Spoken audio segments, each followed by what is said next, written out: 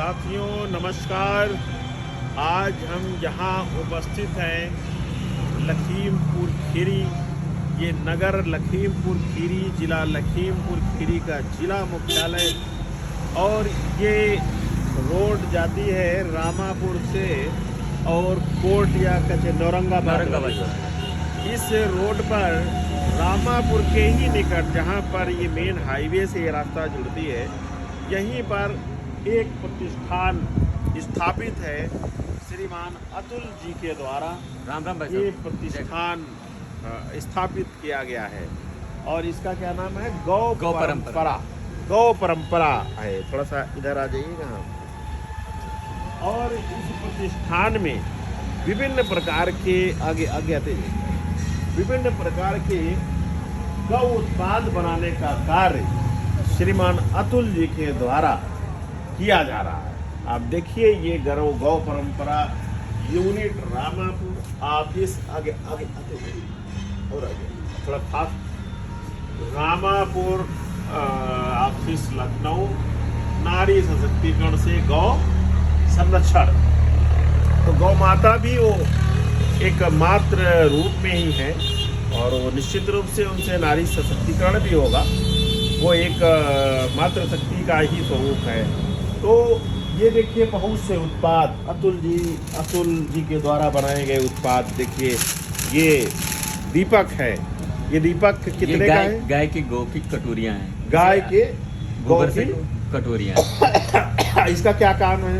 इसमें अगियार करने के लिए इसे यूज किया जाता है। अच्छा। इसमें आप आहूतियाँ डाल देंगे। हाँ। और आहूतियाँ डालने के बाद में ये आप रख दीजिए। ये धीरे धीरे 1-1.5 घंटे तक का चलता रहता है, सुलगता रहता है। अच्छा। उससे पूरे घर वातावरण है और मैं वातावरण ये अगियार की। जी। अच्छा, ये कौन सा यंत्र आपका है? ये इसको पॉलीथीन पैकिंग के लिए यूज किया जाता है। अच्छा। उपले हमारे हैं। ये देखिए उपले है। हाँ,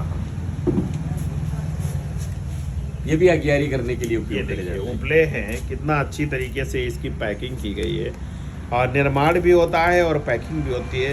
तो इसका निर्माण कार्य महिलाएं करती हैं। महिलाएं करती हैं। तो ये निर्माण कार्य है, पैकिंग भी। जी। ये कितने का एक है? ये मार्केट के अंदर 40 रुपए का बिकता है। अच्छा चाहिए। और वो जो कटोरी है वो 60 रुपए की बिकती है। अच्छा। ये इसके अलावा ये बहुत अच्छी यूनिट है। और ये मूर्तियाँ भी रखी हैं। ये देखिए मूर्तियाँ भी अतुल जी मूर्तियाँ भी बनाते हैं। देखिए जय गणेश भगवान की मूर्ति है। बताइए कितनी सुंदर है। ये देखिए हाथ से ही बनी है। जी हाँ, सारी हाथ से बनाई जाती है। ये देखिए छत्रपति शिवाजी महाराज की मूर्ति है। देखिए अतुल जी जिस कार्य का नेतृत्व कर रहे हैं, संचालन कर रहे हैं। देखिए भारत माता की मूर्ति।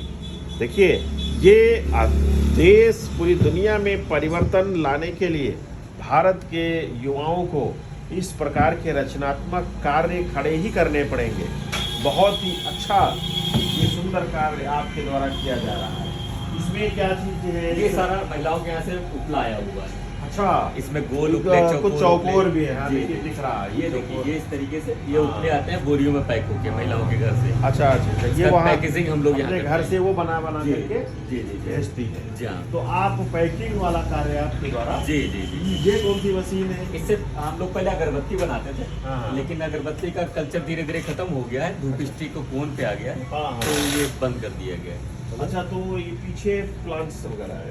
हाँ, ये पीछे हम लोगों ने एक टमाटर का प्रयोग किया था, देसी टमाटर का।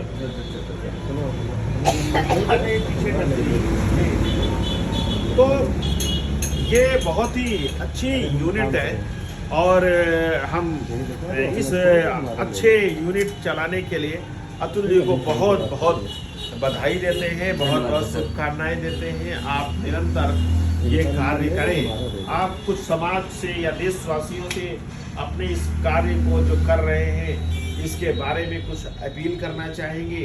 आपका क्या उद्देश्य है? आगे आप इस कार्य को कहाँ तक ले जाना चाहते हैं और युवाओं के लिए भी क्या संदेश आपका है? वंदे गो मातरम। हम लोग गाय के गोबर पे काम कर रहे हैं, जिसमें हम लोग महिला समूहों द्वारा इस तरीके से आप इधर देख सकते हैं। ये महिलाओं को हम लोग प्रशिक्षण देते हैं। प्रशिक्षण देने के बाद में महिलाएं अपने अपने घरों पर ही गाय के उत्पाद बनाती हैं और उनके सबके रेट निर्धारित रहते हैं कि हम आपसे ये इस रेट में ये सारी चीज़ें लेंगे, तो वो वहाँ से बन के आता है। उसके बाद हम लोग फिर यहाँ पैकेजिंग करते हैं। अब गाय के गोबर में अपार संभावनाएं, आज पूरे भारत के अंदर बहुत सारे उत्पाद निर्माण हो रहे हैं जिनमें शोध किए जा रहे हैं, जिसमें गाय के गोबर पे शोध करना बहुत ज़रूरी हो गया है कि इन पर शोध करके हम लोग इको फ्रेंडली ऐसे उत्पाद लेके आए जो बाज़ार में चाइना क्ले, प्लास्टिक, अन्य चीज़ों से बनाए जा रहे हैं, उनको हम अपने गाय के गोबर से बनाएं।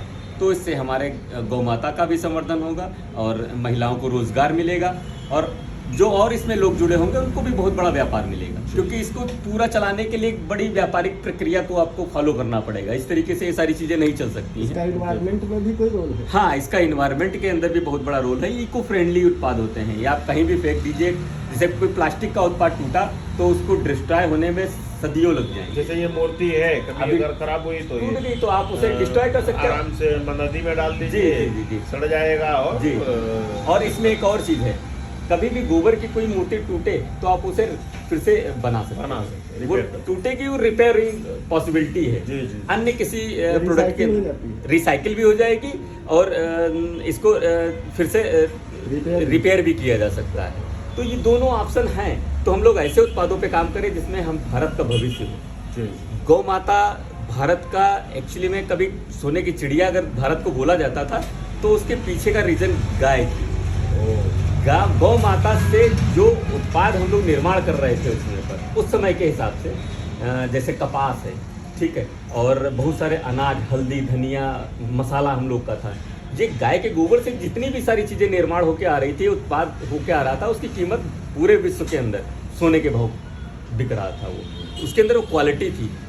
गोबर के अंदर एक्चुअली में ऐसे बहुत सारे माइक्रोब्स होते हैं जो धरती माँ को भी संतुलित बना के रखते हैं, और ये संतुलन ही एक अच्छे उत्पाद का निर्माण करता है, जो आज के टाइम बिल्कुल ख़त्म हो चुका है। और इसमें बहुत बड़ा काम गौ उत्पादों पर करने की ज़रूरत है, ज़मीन पे करने की ज़रूरत है, क्योंकि मिट्टी का संवर्धन जब तक हम लोग नहीं कर पाएंगे तब तक हम लोग डॉक्टर्स को पैसा देते रहेंगे। चलिए, हाँ, चूँकि गोबर के बारे में विदेशियों ने, अंग्रेजों ने, मुगलों ने गोबर के बारे में बहुत दुष्प्रचार किया, यहाँ तक बहुत से नैरेटिव चलाए।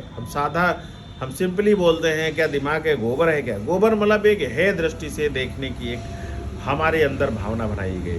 लेकिन आज जो ये गोबर से उत्पाद बना रहे हैं हमारे अतुल जी जैसे युवा साथी, तो वास्तव में ये अपने पूर्वजों जो ऊपर होंगे वो अब गर्व कर रहे होंगे कि मैंने ऐसी पीढ़ियों को जना है कि जो आज हमारे सनातन परंपरा को गौरवान्वित कर रहे हैं, उसको के बारे में भी सोच रहे, आगे बढ़ रहे, विश्व में भारत के गौरव को बढ़ा रहे, सनातन के गौरव को बढ़ा रहे।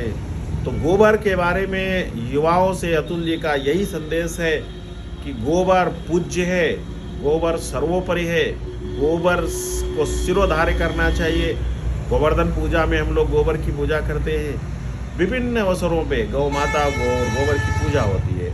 हमें इस कार्य को निरंतर सस्टेन करना चाहिए, आने वाली पीढ़ियां इस कार्य को और ऊंचाई तक ले जाए। इस प्रकार से भारत अपने स्व के आधार पर विश्व में सिरमौर बने, ये सभी शुभकामनाएं सारे देशवासियों को और विश्व के सनातनियों को इस शुभकामनाओं के साथ अतुल जी को पुनः बहुत बहुत धन्यवाद, आभार। जय गौ माता, जय गौ माता, जय गौ माता, जय।